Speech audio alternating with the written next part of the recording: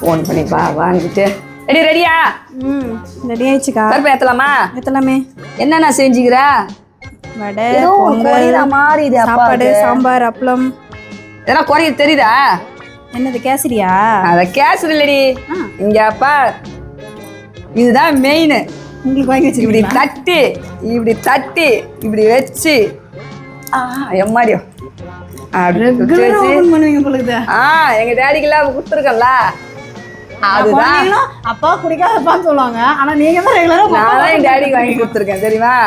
பாரு கற்பனை ஏத்து எங்க அப்பாவுக்கு பிடிச்சது வச்சாச்சு.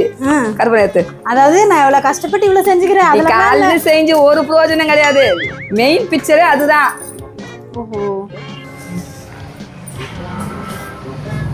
கவி சாமி கும்பிட்டாச்சு.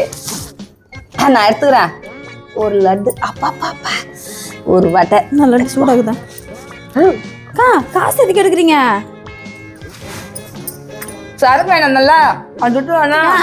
சரக்கே 120 ரூபாய் தாங்க. நீங்க அதிகமா அப்பா குத்துதான் வரஞ்சி எல்லாம் போட்டு சீக்கிரம் எடுத்துருவா.